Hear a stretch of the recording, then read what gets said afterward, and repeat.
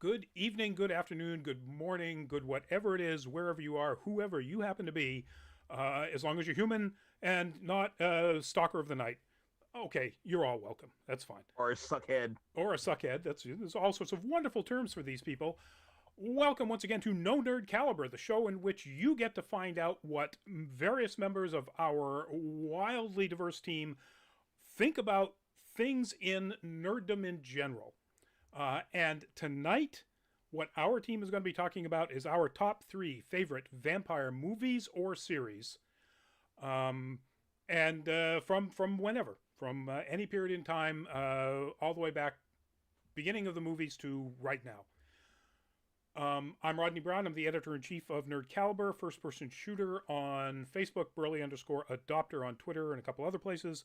Joining me tonight, let's start actually with the, I'm going to say, clearly, without doubt, the best hairdo, Thank you. maybe the only hairdo, um, top of the hair of our team tonight.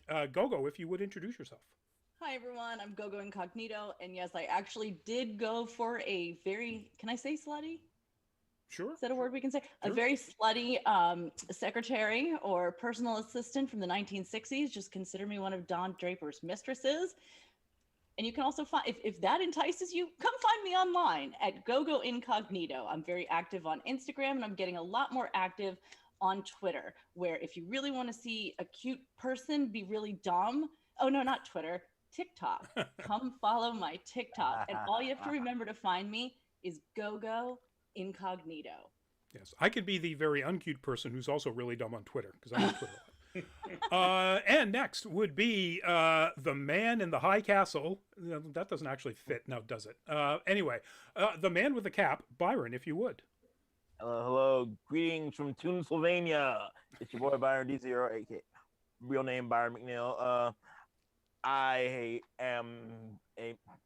I decided to do an homage to one of like the lesser known Spielberg animated properties tonight with my background. Check out Pennsylvania. It's on YouTube. It's got to be on YouTube somewhere. I just recently started doing YouTube content again. I got two videos that I'm very proud of. I did one which was an unboxing of Tanjiro's sword from Demon Slayer, his Nichiren sword. Ooh.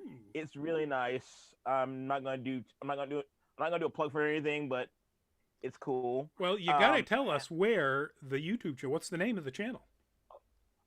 Just Byron D0, BYRONDZERO. And my other video, which is near and dear to my heart, is a tribute to the late great mangaka, smash storyteller himself, Kentaro Miura. Who passed away recently, and we will be doing a remembrance of him in our Nerd Week Live tomorrow night. Yes. So if either of those is your cup of tea, please check him out. Cool. And the man with the beautiful vampire about to jump right on his neck, Greg, if you would. Hi, everybody. Greg Snyder, aka Wonder Llama, the associate here at Nerd Caliber. I'm just sticking with that. I like that. All right. It covers a lot of bases. Okay. You may know me from various cosplays. Hopefully, at some point in the not too distant future, we will be bringing this up, but perhaps Gogo and I will be featured as vampires in an upcoming convention, if I can get off my butt. But we will be getting to that, so I'm just going to leave that as a teaser. And if you're in the Boston area, you're looking for an interesting, creative place to do some photography, check us out on Red Raven Studios. We've got some actually sort of vampire-related photos coming up very soon. Very soon. Month, in fact. And Greg, would that photo in your background have been taken at Red Raven? As a matter of fact, yes, I will scooch out of the way a little bit. So this is a cosplayer that we all know and love around the Boston area named Panda. And that was a Vampirella set that we built. That is actually a working coffin that we built for, because she's a spectacular Vampirella cosplayer. She's done pretty much all the variations on it. And we shot the Little Scene Gold suit, which was a lot of fun. And I think by the time we get to September, we're going to be doing a lot of coffins and a lot of cauldrons. And if we can build it, we can shoot it. Very cool. On Instagram, Panda No Pants, if you want to track her down. And welcome to the show, folks. Annika, I'm going to just stick with that, your first name, because I will destroy that last name. I guarantee it. Rachel Ratch, welcome. David Tomlinson, Mongo, Nightclaw, Chuck Stiegel, Mr. Krakowian, welcome back to the show. Happy Monday to you too. Nightclaw, Twilight's my favorite. Brave stance, Nightclaw. Good for you. Wow. Chuck Stiegel. Stand by your convictions. Dracula. Dracula might be your favorite vampire. Chuck, if you're still on, tell us what Dracula movie is your favorite. Or series. And let's see, do we have anybody else yet on the other chats? No, we're still good there to go. All right, so we are going to start off. So the reason we're doing vampires this week, other than the fact that A, it's cool, is that this coming Thursday, we will be looking at, in our full fat spoiler chat, the 4th and final season of Castlevania, which is available on Netflix for all of you to watch. It's full fat spoiler chat, so we'll be spoiling the absolute heck out of it as we talk about all sorts of things around how good it was, bad, etc. It's in the name. It's in the Castlevania. It's in the name. Okay. No. I mean, full fat spoiler chat. Yes. Spoiler. Yeah. I'm smart. So, Mr. Krakowian, after seeing Vampirella, it's important to state cosplay is not consent. It's important to state that at any time, but absolutely, sure. So we are going to start alphabetically, because that's just the way I line things up in my particular OBS here. Byron, what is your number 3 in your list of your top 3? Okay, my number 3 is going to be a bit of a deep cut. So first I'll go on my lead in. This movie is like the pinnacle of Eddie Murphyism in the 90s.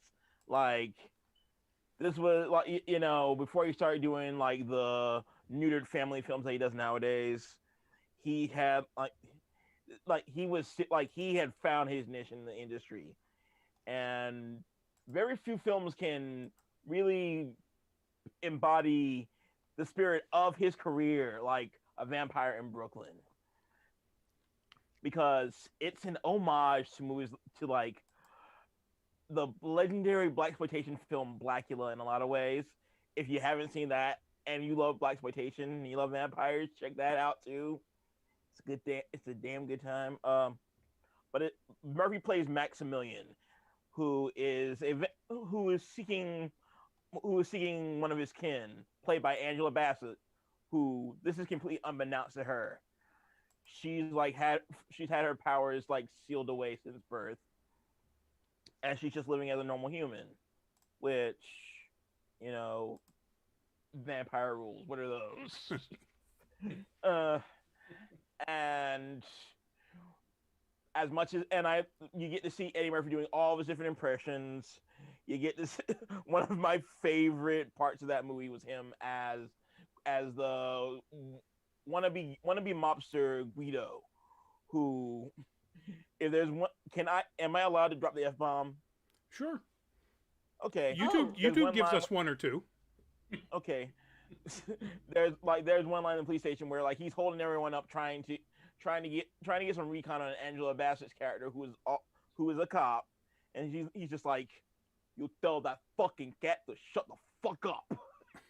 And for some reason, that line just stuck with me to this day. And I don't know. I just like the F-bomb. Yeah, there's nothing groundbreaking about it, but again, it's an homage to like movies like Dracula, and it's top tier cheese. Like, mwah. Yeah, it is. You could like you Quality fromage. Quality Yes. fromage, yes. You could make some fancy grilled cheeses with that level of fromage. So since you brought up Dracula and blaxploitation, I gotta drop my all-time favorite, Jefferson Twilight from the Venture Brothers. It was like a periodic character that just came in, no real superpowers, just a lot of attitude and a couple of swords. And the fact he that only he had didn't have Blackula. any magic or superpowers was an ongoing joke, but it was wonderful and he was great. He only hunted Blackulas, though. That was the thing I loved about Only him. hunted Blackulas. Yeah. Not regular vampires, just Blackulas. Awesome. Very cool. You had mentioned before the show that there was something you wanted to give a little bit of a diss to Vampire in Brooklyn for. What was that? No, it wasn't. No, it wasn't Vampire in Brooklyn. Oh, that's right. From That's right. It's one of the from my upcoming top. ones. All right. Yes. Very cool. All right. So alphabetically, Go-Go, you would be next. What is your number 3? My number 3 is Fright Night, the remake, because it has multiple things, people I really like. First of all, So David Tennant. Let me just Yes. say the remake, as in how recent? It was 2011. Okay. I'm sorry, Yeah, I that was grabbed the odd. original. Uh-oh. So, but that's okay. I That never saw this. you know, this, folks, is the original. What the remake was based on. So there we go. Okay, and okay, the original is really amazing and it is a classic, but it doesn't It's have definitely David Tennant, Right. and it doesn't have David Tennant in slinky little leather pants. So, I being mean- a David Tennant super fan, and he is the 10th Doctor, is, and I think probably always will be, my Doctor. But Same. I don't sexualize the Doctor the same way I don't really sexualize hobbits. I know that they probably do it, but that's okay. I don't really care about that. I don't want to know about it. David Tennant in a different character, in little leather pants, like with that body and that walk. If you have seen Good Omens and you like Crowley, you will love David Tennant in this character as a magician, sort of based on Chris Angel, but it's all for show. And he is just fabulous. Also, hold on, but go ahead, unless it's David Tennant related. It is actually. I think go right ahead. Okay, so hearing him say he's going to pop your cherry is worth the price of admission. Yes, exactly. I just got chills. When Byron said it, even though, Byron's not David Tennant. It still worked on me. And it's like, it's just, again, like Byron had said with Vampire in Brooklyn, there's nothing really new about this movie. They are not really inventing anything new. It is a fun romp. You have Colin Farrell, who I also adore and has a special place in my heart because of ending up at some after parties with him at London Fashion Week several years ago. And I just have, I love him. Flexing hard over here. I'm sorry? Flexing hard over here. Yeah, why not? Hold on. Dink. There you There we go. go. Gotcha. So I have those two right there, plus the dearly, dearly departed.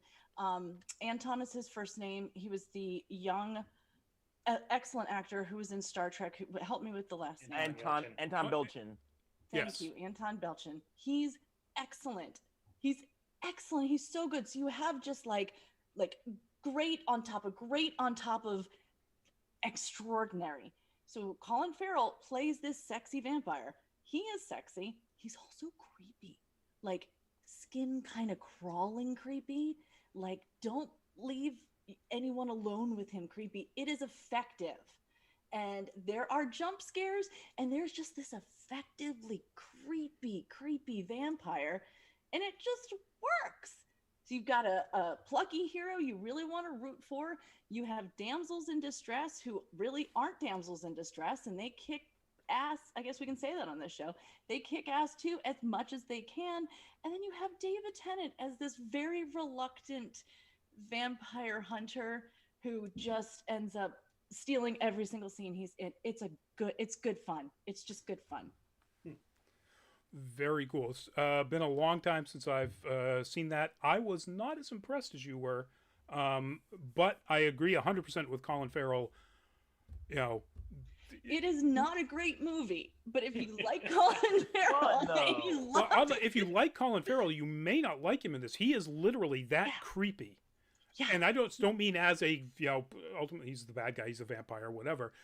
As a person, before you know for sure he's a vampire, he is that Predator guy where you would vibes. say, kids, don't get in that van. But I mean, David Tennant in shoot, why am I blanking on this stupid name? I'm having a senior moment here. Never mind. Go on. Okay. Before we get to yours, Greg, Jason Jupiter jumped in with Van Helsing. I can see that.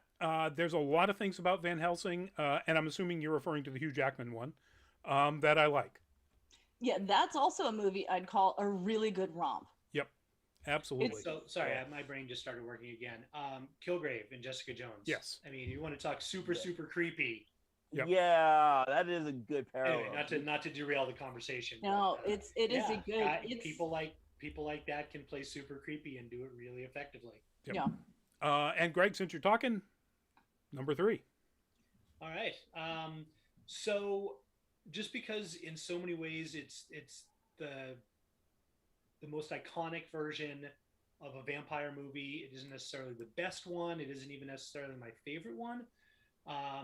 But the original Dracula movie, 1931, Bela Lugosi, it sets all of the iconic visuals you're used to.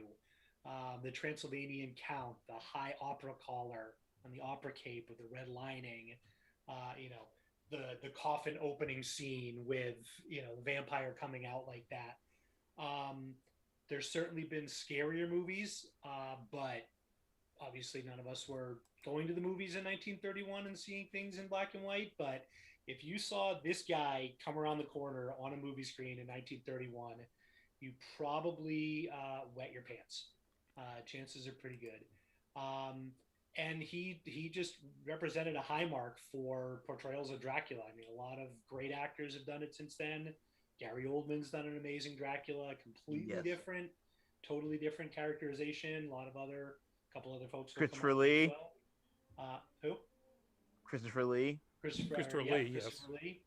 It's funny. I have a little Saruman statuette, whatever you want to call him. Like, his Saruman looks an awful lot like his Dracula. He just changed the colors around a little bit. And I would say cut the hair. I would say that his Dracula is probably one of the more iconic depictions. Yep. Because of like the Hammerlock, the Hammerlock lore, I guess you can call it. Yeah, I mean that was sort of the classic Hammer Films, Universal, the height of the monster films. Again, I couldn't tell you the last time I saw it, but I remember seeing it pretty early on, pretty young, and thinking, wow. And if you've ever read Dracula, it's a reasonably accurate portrayal of the book.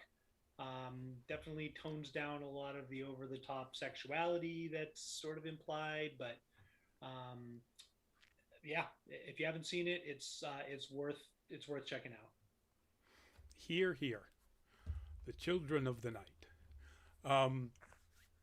So my number 3 is he swings a little bit closer to Byron's in that it's pretty heavy cheese, although not necessarily intentionally, which I think is one of the nice things about it.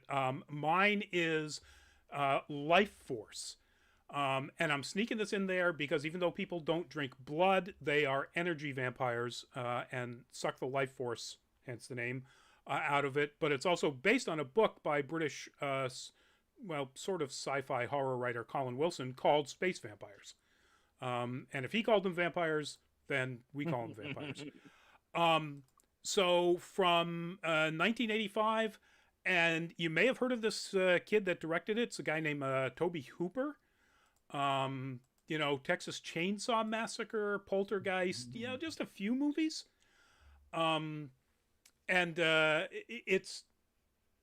It is high British camp horror. It has Sir Patrick Stewart, long before he was a Sir, in one of the most disturbing death scenes in the whole movie. And this is just for all of the creepy old men like me.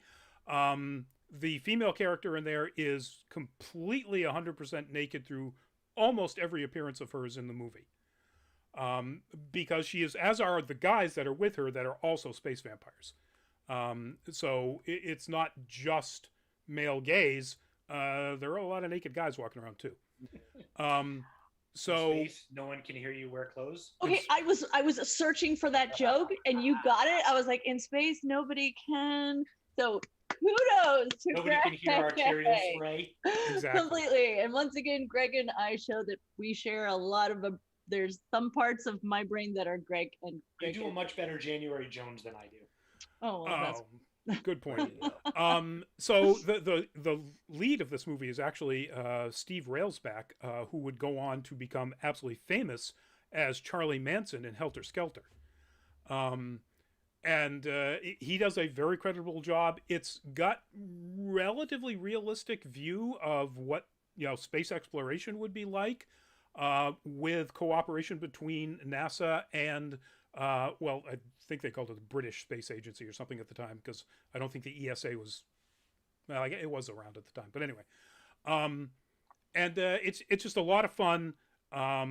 Again, pretty high camp, not terribly scary as a vampire movie, except like some of the death scenes, particularly Patrick Stewart's, is pretty. I do vaguely remember that movie, and one thing that stuck out to me about it was the cinematography. Yes. Yeah, there's some gorgeous scenes of like essentially ruined London as these vampires start to take over things. It's good. Their interpretation of how scientific investigation up to a certain point, it kind of drifts at one point into occult stuff, would actually occur if somebody brought back bodies from an outer space exploration mission is pretty spot on for the period, for the mid 80s. So a fun watch. That's my number 3. So since pretty much everybody went with funny, campy, sort of ridiculous vampire movies for number 3, I just put in a very quick plug for a classic bit of 80s schlock, Love at First Bite with George Hamilton. Oh God. Ooh. Rodney knows exactly what I'm talking about. It was a staple on late night cable. Oh yeah. Like when HBO Wait, first George came. Hamilton with the ever-present tan that was like George perfect. Hamilton of the Oompa Loompa spray tan. Yes.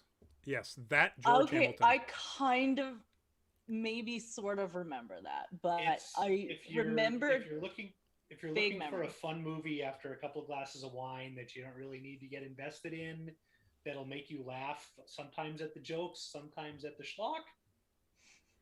Yeah, I would also recommend, if you're going down that path, Leslie Nielsen's Dracula Dead and Loving It. Oh, you dead and loving it. Oh my God, that was yeah. So I put that on my also list as well. all right, moving on to our number 2s. Byron. Okay, my number 2, Lala Schlocky. Tiny bit schlock, nowhere near as much as my first pick. But Interview with a Vampire. It's Classic. Yes, it's a classic, and the casting choice. Some of the casting choices are very telling of the time. Like, this was when people still thought Christian Slater was marketable. Christian Slater. Yes. Oh yeah, because he played the guy actually doing the interview.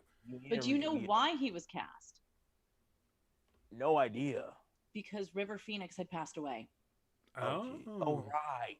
River Phoenix was in that role, but passed, and so Christian Slater was also kind of an it boy, and so whoop, they just put him right in there. But he was not the original cast at all. And I mean, to his credit, though, he did a decent performance in there. But of course, there were so many dynamic performances he had. Antonio Banderas as Armand, who I've never seen him that pale in my life until that role. That's him in the gold on the far right of your image there, for those of you paying attention at home. Yeah, I mean, in a lot of ways, it was like bad Dracula cosplay, but he pulls off, or he never loses his swagger. His like innate swagger that he brings to every role, and in this in this anime Dracula cosplay of his. Because let's be honest, that's what he's doing. This was the movie that cemented my crush on Kirsten Dunst, because at that time we were about the same age, and I just Okay, thank you for that, because I was a little bit like, Yeah, we were all kind of going, really? Don't you dare. yeah. I mean, I was maybe a year younger than her when she was in that role, but I remember just like when she came on screen, I'm just like, Yeah, she came on the screen and I went, yeah, I'm creeped out. Yeah. I mean, well, I think this was. Go ahead. I'm all about the goth girls. What can I say? I mean, this was a movie that absolutely cemented, I think, a lot of crushes for a lot of people. Gee, Yes. I wonder why Brad Pitt in the middle of that shot right there. Yes. And I think it probably cemented the anti-crush on Tom Cruise for a lot of people. Because, Yeah. Oh, yeah. Yeah, sorry. I don't know. Not my Lestat. Well, yeah. I mean, for people who were fans of the book, there was a lot of that. But boy, did they make him as much of a pretty boy as as they did Brad Pitt. So I'm pretty sure that there was a lot of crushes. Aesthetically, yes. I really did enjoy Cruise's performance, just because he felt more like an agent of chaos, which at least from what I know about the Lestat character, that's kind of always been his thing. Or you could say he gets placed into situations where chaos is an option. I haven't read the books in a long time, but I read them all of them. And then anything else that Anne Rice had, even the very questionable erotica, where when I learned more about stuff and things, I was like, no. So I'll throw this out there because I was in the same boat. I read Interview with the Vampire, devoured it, and at the time, I don't know, it was probably late teens, early 20s, read the whole series, loved them. I listened to the audiobook of Interview with the Vampire about 2 years ago, and I could not wait for it to end. That bad, huh? It's relentless whining. It's so navel-gazing. Why is the world so mean to me? What did I do wrong? Wah, wah, wah, wah, wah. Do you remember in the books there's this one moment when I can't remember if it was Lestat or Louis, but it was like, I was told to make coffee, as if I know anything about coffee. It's like you take these grounds, you put it in a little paper thing, you run water over it. Get over it, vampire. Come on. Not New Orleans. You would never. Yeah, they don't do coffee in New Orleans. Exactly. Greg, I will say this much though about the audiobook. It's still better than The Wind Through the Keyhole, which was read by freaking Stephen King, who should never step near a recording booth ever again. Check that out. You don't like the main accent? I think the worst part of it is just Louis is a very whiny character. Vampire Lestat and several of the other ones in that were really good, and they do. Now, was that a multi-casted? No, it's just narrated. Okay. There are multiple books, and Lestat really is the star. But what happened, I think, in the movie is that Louis, being Brad Pitt, like when he was fresh and dewy and just that like poster boy, he just and he seemed to just sort of glide. To me, he just sort of glided.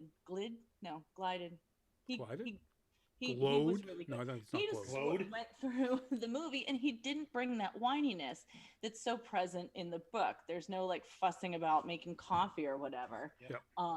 It was what it was. It was Brad Pitt brought the glamour just effortlessly. So on that note, Gogo, let's move to your number 2. Okay. My number 2 is not glamorous at all. And I had actually, when Byron had brought up in our planning chats, like, oh, Interview with the Vampire, I was like, maybe that should be mine as well, because that made a big impact on young me. But this is me now, and the what we do in the Shadows universe, done by the amazing Jermaine Clement and Taika Waititi. TT. Yes. Thank you. Mild dyslexia, sometimes where letters go in different places.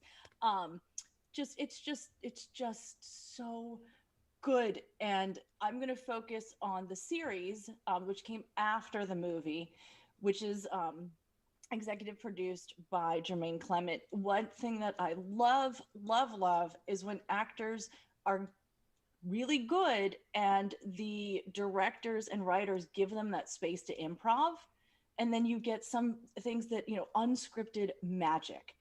And in the case of What We Do in the Shadows, which is really a spoof, it's a spoof show, it's a mockumentary that is happening in the series. It follows 4 vampires who live in Long Island, and they were supposed to kind of take over the world or help take over at least Long Island, but they haven't. And that's the joke. Every big vampire movie is spoofed.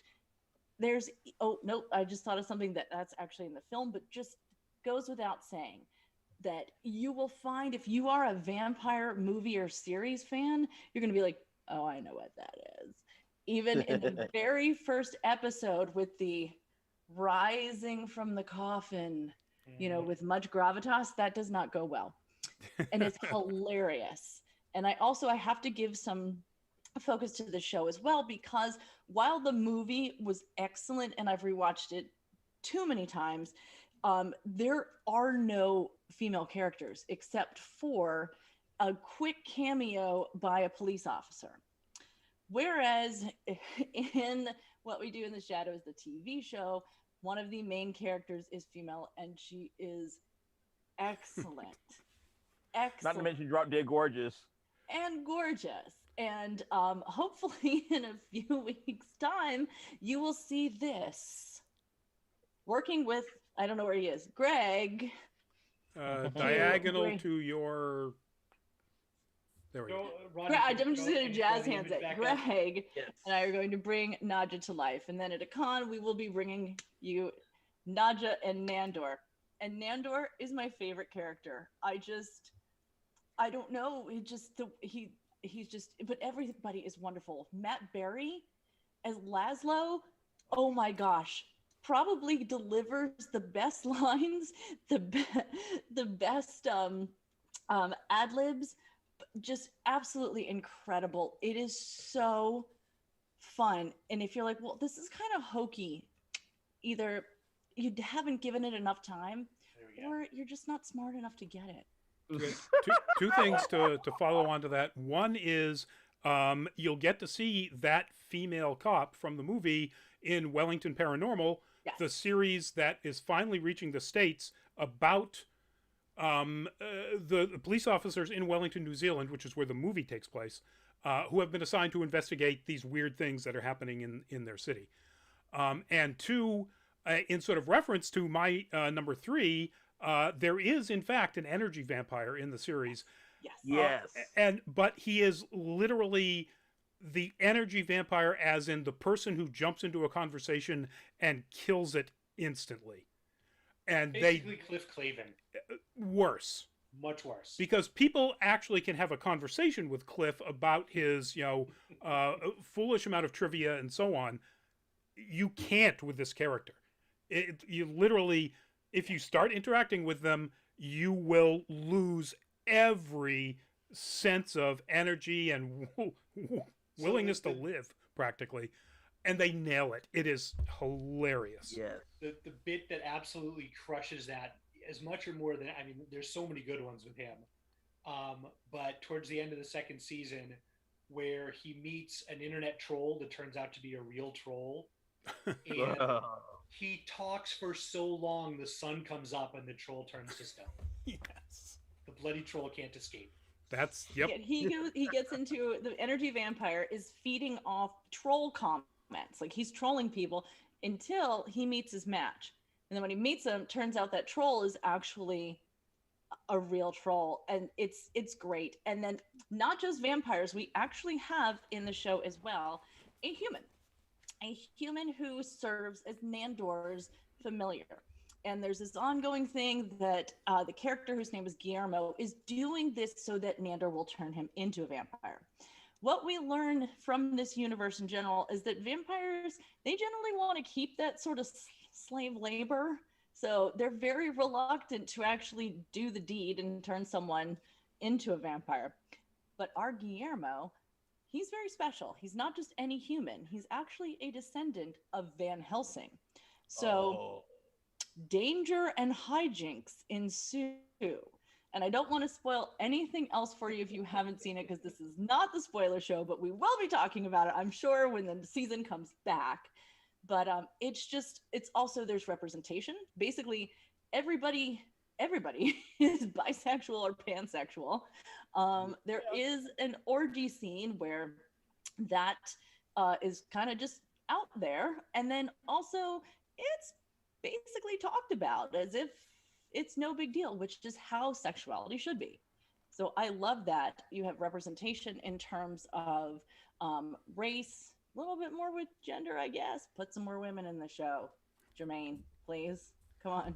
It's too bad it's in a show about dead people. Anyway, Greg, that would be time for your number 2. So for my number 2, once again, going in the opposite direction of camp, then all the way back in the opposite direction of horror. What year did this come out? Let me do a quick. Ronnie, do you know off the top of your head? I do not. 2008? You're 2000. Okay. So 2000? 20 plus years ago, a film within a film shot brilliantly about the making of, for my money, one of the actually most terrifying vampires, Count Orlok, or Count Orloff, depending on whose whose interpretation you're reading of it, aka Nosferatu. And this is a movie called Shadow of the Vampire. Absolutely amazing cast. Willem Dafoe as the Count, John Malkovich as Morneau, the director who made Nosferatu in the late 20s. And it's a movie within a movie. It's a movie about a film crew going to Romania to shoot a movie about a vampire who may or may not actually be a real vampire, or maybe he's a method actor, but maybe he's really a vampire. But I remember that movie. That was good. I've seen commercials of it. If you've never seen it, it's I don't know that I'd call it terrifying per se. It's pretty scary. It's definitely amps up the very gothic horror in a lot of ways. And if you can picture Nosferatu, that just rail thin, emaciated looking, bald, cheekbones jutting out, with not the traditional pointy ears. Yeah, pointy ears, the bat ears, and not the elongated canine teeth. The two front teeth, almost like the symbol for oblivion in Elder Scrolls, that like weird little like bucktooth thing. I don't know if that's a more traditional Central European style of vampire than the sort of suave, debonair Count Dracula. But yeah, just absolutely fantastic movie, incredible acting. William Dafoe is terrifying in a lot of ways. And occasionally hilarious. Yeah, that as well. I completely forgot that Carrie Elways is in this. I just had to look this up real quick. Yep. Eddie Izzard is in it. It's a solid cast. And it's fairly well known, but obviously not everyone has seen it. So if you're looking for something that's a little less well known, a little off the beaten track, and a very clever concept, the whole movie, making a movie within a movie, it's fantastic. Now, I didn't realize this, that in the IMDb credits and in the description of it, they say that Dafoe is playing Max Schreck, the actor that played Orloff. And I didn't think, watching the movie, that there was any question about whether or not they actually got like a real Orloff, and that it wasn't Max Schreck. In fact, I thought he killed Max Schreck in the movie. Yeah, that was a real vampire. Wasn't that the whole thing? Well, they do. There are times when they actually quite throughout most of the movie, you're not entirely sure whether it's a vampire or it's a human who has taken the vampire concept of, killing people and drinking their blood, to an extreme. And I think that's what they're trying to do. But as I'm pretty sure, as I recall, there's a scene where he kills Max Schreck on the boat that's supposed to be bringing him to. But I may be misremembering. Could be. Okay, it's been a couple so years since I've seen it. Okay, so is it bad that every time you say Max Schreck, all I can think of is Batman Returns? Christopher Walken. Actually, yeah. That in fact, the two characters kind of look alike. Christopher Walken and Willem Dafoe could almost be mistaken for each other in the right light. Exactly. Yeah, I can see that. Yeah, this Especially almost made it to my list too. This is, it's brilliant. Eddie Izzard is amazing. Yeah. Everybody in this is fantastic. Yeah, it's very clever. It's occasionally funny. It's occasionally terrifying. It's well done. John Malkovich is very John Malkovich-y. That's an adjective. Very, auteur director who slowly comes apart over the course of making the movie that he's there to make. And I for some reason, I thought more people had seen this. I was talking to my wife about this earlier, and she'd never seen it either. So we might have to rewatch it soon. Yeah, that's if anybody's going to be having a Halloween get together horror watching sort of thing, as vaccinations go up and people are more comfortable getting together, put this on. 100%. So my number 2 is also far off of the, let's say, the deliberate camp. In fact, there's not really much in the way of unintentional camp either. But there's one thing about it that absolutely nails it for me, and that is the general concept of the plot and what drives the story, and the way the vampires are presented and described, and that is 30 Days of Night. It's a much more recent film. 30 Days of Night was 2007. That image on your screen right there, that's Danny Huston as Marlowe, the leader of the vampires. The general conceit of this thing is that Josh Hartnett plays a sheriff in Barrow, Alaska, one of the most northern points in the United States. And the idea, although as it turns out this is apparently incorrect, they don't shut the airports down when they have that period of 1 month of complete and total darkness. They do have 1 month of complete and total darkness. There is a month of just night because it's far enough above the Arctic Circle that happens. But in the movie, the idea is that they shut the airport down and everybody is supposed to get out of town that wants to, that doesn't want to try to winter over. And there is, a mistake and a problem, and he winds up, Hartnett and his wife wind up getting trapped, which is when, which makes a lot of sense, these vampires show up because cold doesn't bother them because they're dead, and it's always night for 30 days. So you've got no chance whatsoever of waiting for sunrise, except for a month away. And it's terrifying. Danny Huston is one of the scariest vampires on film in this thing.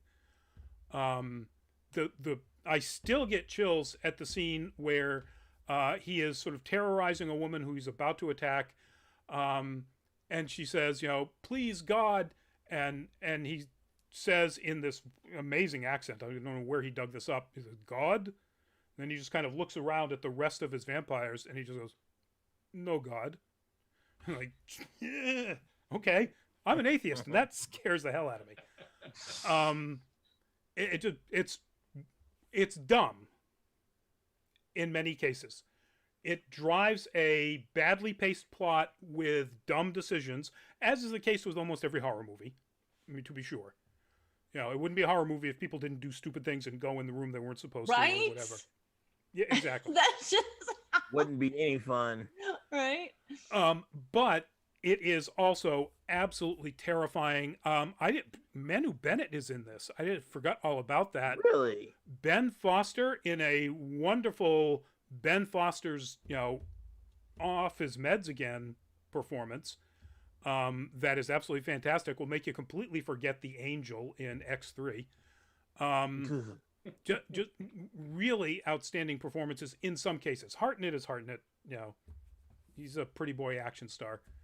But I absolutely, it's one of my favorite concepts, executed mostly properly, with really terrifying vampires. The book was terrifying. Yeah, so it's based on a book. It's based on a graphic novel, right? Am I thinking of something different? No, I could have sworn it was based on a book. It might be based on a book that was then turned into a graphic novel. Let me look at the credits here. The writers are no, it is a graphic novel. Right. Steve Niles and the amazing artist Ben Templesmith. Yep. So yeah, it's and if you look at the art is way more stylistic than anything that they've tried to do with the movie. Templesmith was very much channeling I can't think of his name right now. Never mind. It'll come back to me like it did to Greg. Yeah. So I would recommend watching it, folks, if you like really creepy vampires, a really terrifying concept, vampires who've got literally 30 days to play with you. Yeah. It's a good one. So that's I don't know if anyone else has seen it, but Let the Right One In, the Swedish movie. Yeah. When did that come out? 2007, 2008. Similar. I mean, it's shot pretty far north, so you got a lot of night. Beautifully shot. It's not really a terrifying vampire movie. It's almost more of like a coming of age story that has a vampire in it. But what was the American remake with Chloe Grace Moretz? Let Me In. Let Me In. That's right. Yeah. Decent. Yeah. All right, Byron. All right. So my number one. Yeah, this is gonna be a deep cut. So little lead in. There are two films in this franchise. I'm going to talk about the latter, which is from the Vampire Hunter D series, Vampire Hunter D Bloodlust. It was animated by the always excellent Studio Madhouse. So that alone makes it worth the price of admission in my book. It's the tale of the titular character Vampire D who's on another case to hunt down the vampire lord Moira Link, who has kidnapped a mortal woman to be his betrothed. And while on the surface it looks like she's being whisked away without her consent, she's actually in love with Moira Link. And there are external forces that want to make sure that this unholy union doesn't take place. And that's all I can say. That's really all I can say about the plot without spoiling anything, because you really need to see this. It's that good. It holds up even 20 years later. God damn, I'm old. There's one little nitpick about it that drives me as a suckhead fanboy off the rails. There's a scene early before one of the first major fights against this demonic carnival troupe called the Barbaroi, and like the little henchman spokesperson refers to D as a dumb peel. That is not how you say it. It is Dampier. It is Dampier, which translates to half vampire, I believe. I mean, is this the sub or the dub? It's the dub. Okay, they should have known better. Oh, absolutely. Because it's a Western term, and I don't know. I guess the script writers just couldn't be bothered to do that little bit of homework. And again, it's a nitpick. It doesn't ruin the. It's definitely not a movie breaker for me. But it's like if you're a perfectionist like I am, it's something that you're gonna notice especially if you watch it with subtitles. Like, actually, no, not even with subtitles, because at the very beginning of the film they spell out "dumb peel." So why for you do that? No, happens. I've not seen this one. I saw the first, and that's probably why I haven't seen Bloodlust, because you know, the original Vampire Hunter D was really confusing.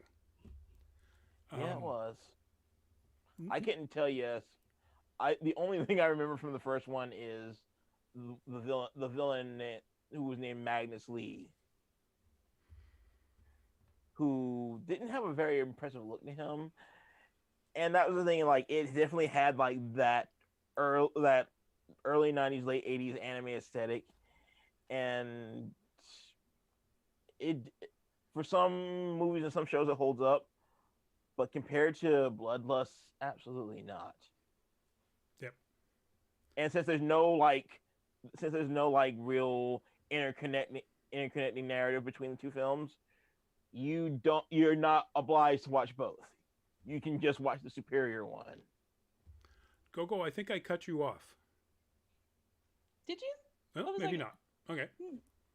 All right, then we are going to move on, Gogo, to your numero uno.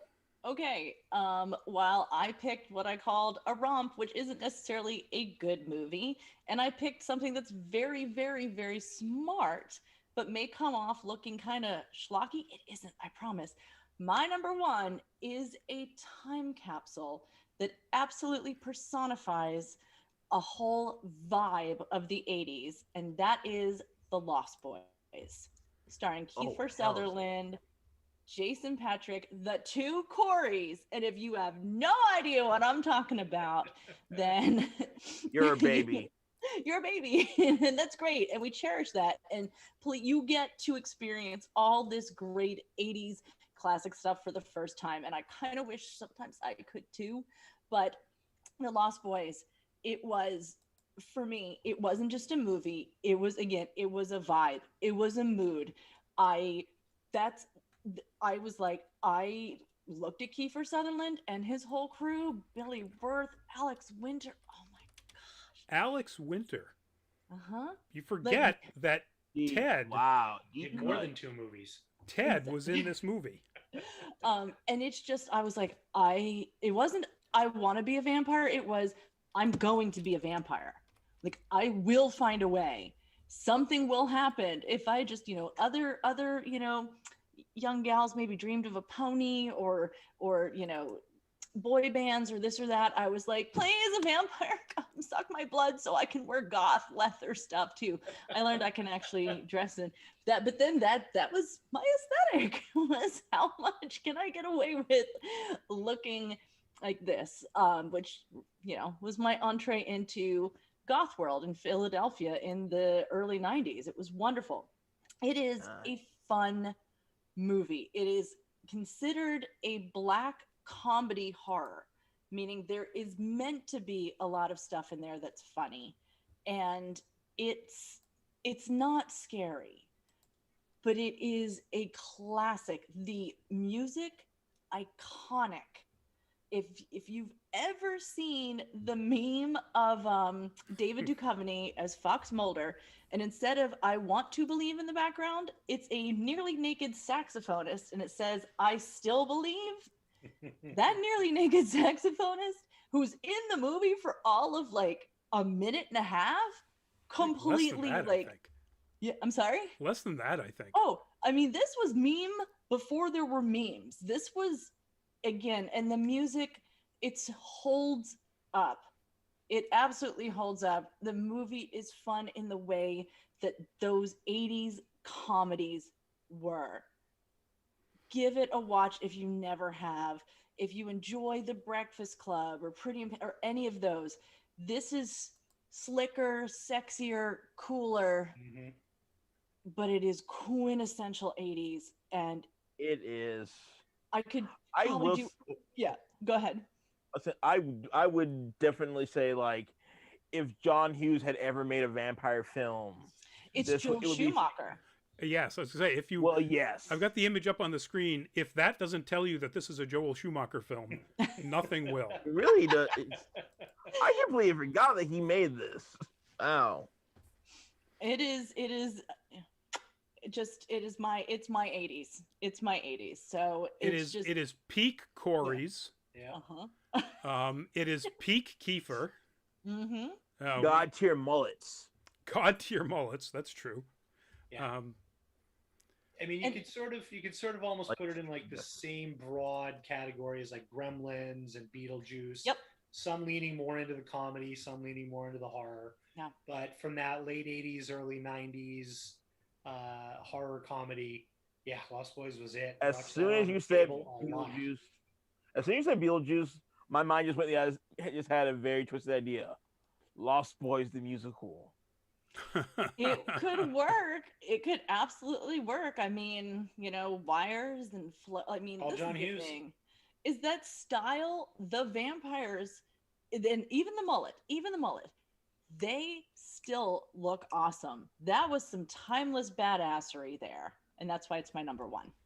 And if you ever want to see FDR as a vampire, sorry, that's kind of giving something away, actually. But Edward Herrmann, who played FDR in the classic 70s, I think, or maybe 80s TV miniseries, is in this as Diane Wiest's new boyfriend. There is, I wasn't gonna, since Rodney did it. There is a twist. You'll enjoy it, but it also, since we're going there, it has for me one of the best, if not the best, ending lines in everything, where the character who you think knows nothing about this at all, in the end is just like, oh man, I love living here, except for all the damn vampires. And then boom, it's just so good. And I know you're like, okay, that's just words. She just said words.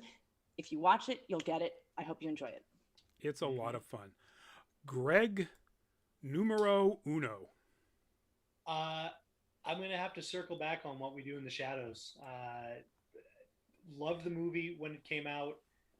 It was a very, very reminiscent of early Christopher Guest type stuff. It had a Spinal Tap vibe, mostly because it's kind of a mockumentary.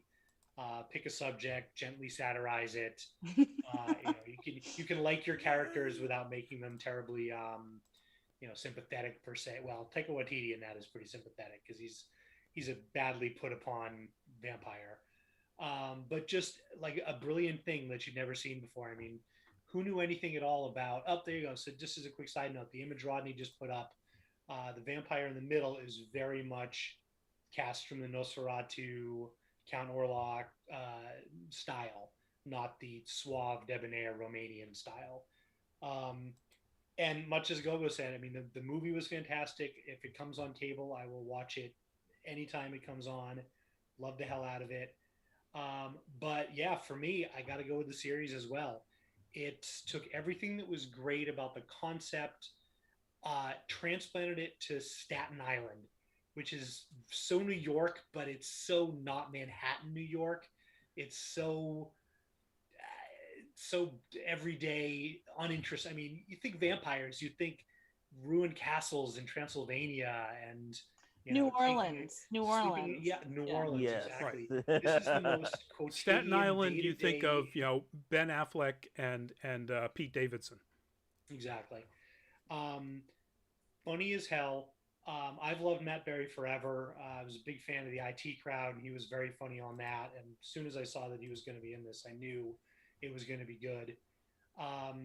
The folks that made the movie, Jermaine Clement and Taika Waititi, as Gogo mentioned, heavily involved with turning it into a series. They've directed episodes. They've starred in episodes.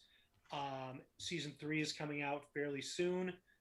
Cannot wait. That's going to be probably one of the highlights of 2021 movie or TV wise for me. And as great as the ensemble cast is together, as funny as everything is, there's two of the most iconic episodes, most standout episodes of a TV show that I can think of in many years. From the first season, an episode called The Trial. Oh my gosh, I knew you were going to say it. I was Basically, hoping all you the were setup going to is say like it. the main three characters get in trouble with the Vampire Council. And the Vampire Council is literally every movie actor of the last 20 years who's been in a vampire thing. Tilda Swinton, Rachel Evan Wood, what's it called? Wesley Snipes. Pee Wee Herman, a brilliantly weird cameo, I guess you'd say, from Blade himself, Wesley Snipes. Oh, that was hilarious. That was so hilarious.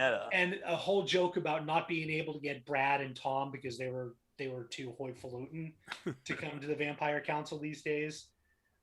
Christian Shaw was in it. Just Danny Trejo. Can't forget about him. Yep. Absolutely. So that's anybody right. Danny Trejo trying to give Wesley Snipes advice on his internet, but they're vampires. Exactly. And yeah, that's the funny. And Wesley Snipes is coming over on Skype because he's a daywalker and he's got a shitty internet connection. So it's the usual, well, we've all lived through a year of Zoom meetings. So, exactly. Just absolutely brilliant and funny stuff. And then, I mean, as if you couldn't top that, the episode from season 2 with Luke Skywalker himself, Mark Hamill, as an old friend of Laszlo's. Just, how do you even describe this episode? It's perfect. So batshit insane that they have this rivalry. He owes him money for something. Matt Berry has like a go bag and he flees his house and he takes on a life as a human bartender named Jackie Daytona. And why didn't I wear my Jackie Daytona shirt? Oh, that's right. I do not know. And I mean, okay, we're all Star Wars nerds on this show. Probably a lot of the people in the audience are Star Wars nerds. There's a scene where Laszlo and, let's call Matt Berry and Mark Hamill are dueling, and they have pool cues, and they both do like the iconic lightsaber to lightsaber profile shot, and they both kind of pause for a second just to kind of just acknowledge the ridiculousness of doing a lightsaber scene with pool cues as vampires. It's so freaking good. Now, didn't we cover this on Nerd Week Live? Hamill has confirmed he's coming back. I believe so. For the next season. Yeah. And it's very funny to read an interview with Matt Berry where he's talking about like, I just did a lightsaber thing with Luke freaking Skywalker with pool cues, and he's a seasoned actor. He's been alongside with a ton of people. By all accounts, Mark Hamill is a great actor to work with. He's very friendly. He's very easy to work with and everything. But there's still got to be that like, oh my God, I just did a vampire thing with Mark Hamill as If I recall correctly, the cast, including and I forget his name, the actor who plays Nandor, was like, I was speechless. Like I was actually so starstruck that I was like, just do your lines, to be like, oh my God, I'm here with Luke Skywalker. Oh my God.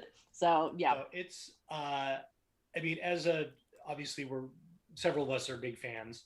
It's a fantastic ensemble. They get great star appearances from people. Nick Kroll has a couple of episodes. Oh my God. So incredibly funny. And they take the piss out of vampires, everything about them.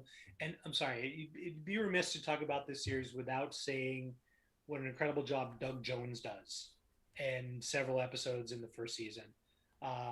Also playing a very Count Orlok type vampire. Yep. So if you haven't seen it, it's on Netflix. It's spectacular. Yeah, it's is it on Netflix now? I'm not sure. Hulu. I'm sorry. Hulu. Yeah, Hulu and So it's FX or FXX. It's an FX. Yeah, FXX, which has next day FX on Hulu for literally every one of their original series. All right, so our last one, my number one, 1982, The Hunger. I don't know that you can get a more stylish movie than this. You have David Bowie, Catherine Deneuve, and Susan Sarandon in a movie set deep in the hugely growing goth scene in New York at the time. The movie opens with literally an extended music video, essentially, although it actually plays out something very important to the movie. But it's a performance by the band Bauhaus doing their song Bela Lugosi's Dead. You can't get more on point than that for a vampire movie. It is the first major movie by Tony Scott and absolutely set his visual tone from that point on. His next big movie, of course, Top Gun. It just... Days of Thunder, Last Boy Scout, True Romance. Jeez. God, I love True Romance. First movie that was a big hit that was written by Tarantino. It's a Tony Scott film with some of the most talented and beautiful people on the planet.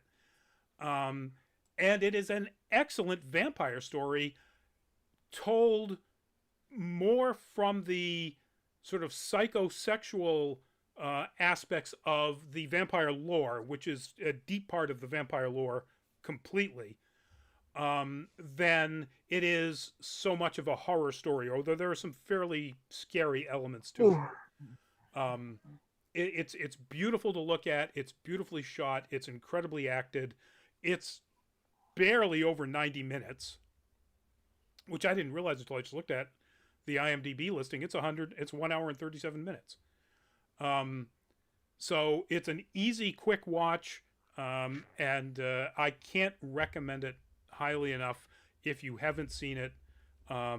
It's just stunningly good to look at. So, weird little bit of everything comes full circle eventually. I haven't seen this since probably the mid-90s. So I just did a quick IMDb on it. Willem Dafoe is in The Hunger. So wow. I'm gonna have to go back and see what all he had done before this. So that was actually The Hunger would be one of his earlier movies. His credit in the IMDb listing is Second Phone Booth Youth. He really made his bones that on means that role. He must have been one of the guys in the club, because there's a scene where they're walking by people who are sort of crowded in some of the phone booths along the long entry corridor into the dance club at the beginning. Yep. I think it may be a different scene. I can't say I forgot about it. I didn't even know that. Wow. Nope.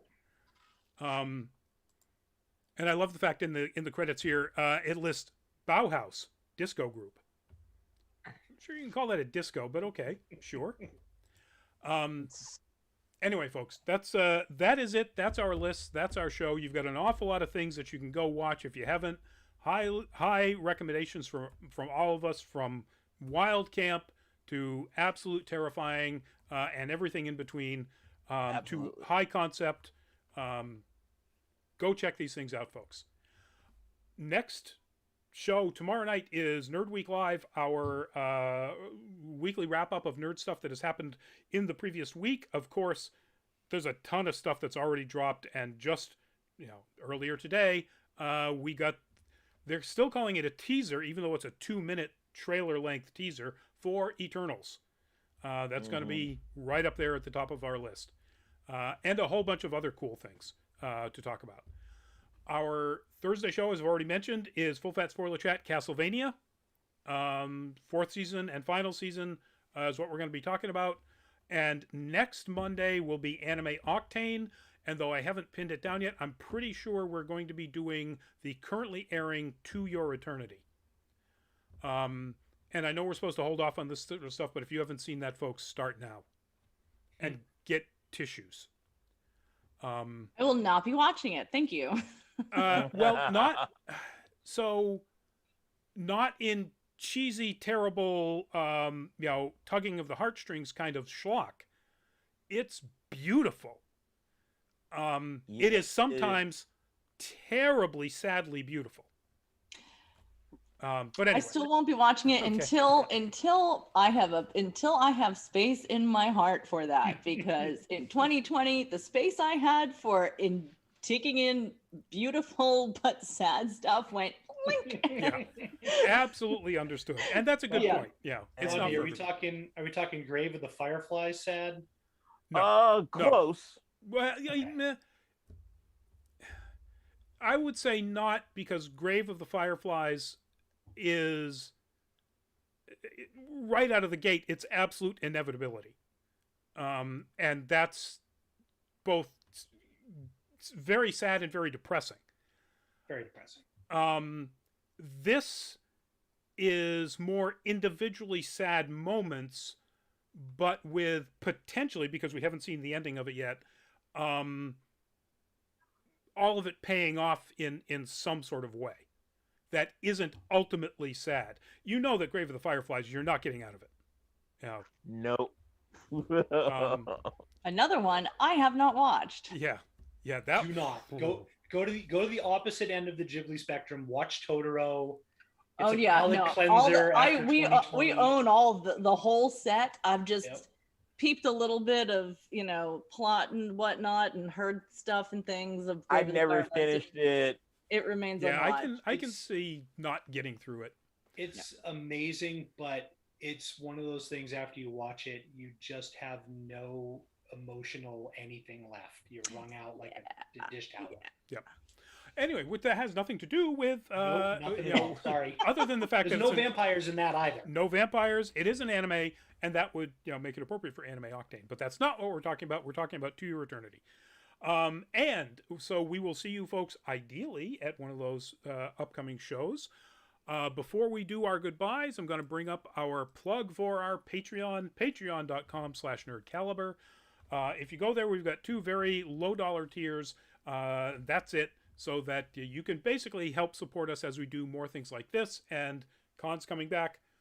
We get more coverage at different cons, throughout the country, and so on. So patreon.com/nerdcaliber. And let's see, we're going to go around, starting again with Gogo for some goodbyes. Okay, bye, y'all. As we mentioned earlier, and tonight, I am very excited to be heading up to Boston in just a few weeks to shoot a plethora of things, including some lady vampires, one of whom is she big. We're shooting the big girl, so it's going to be exciting. With Greg. That big floppy hat. I actually, yeah. And the hat may require its own special container. Probably would.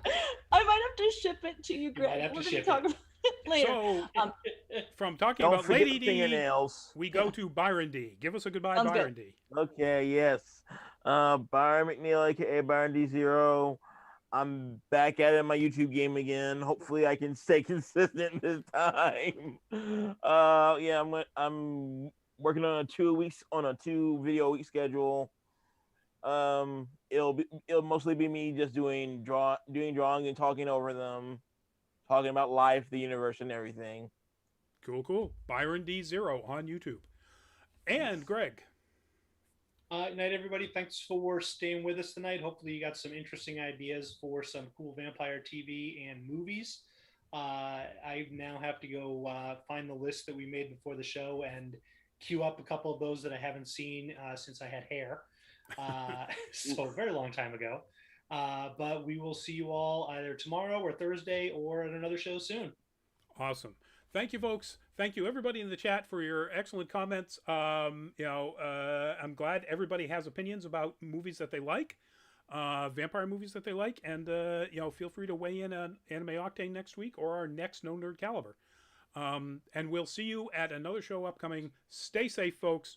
If you haven't yet, please get vaccinated.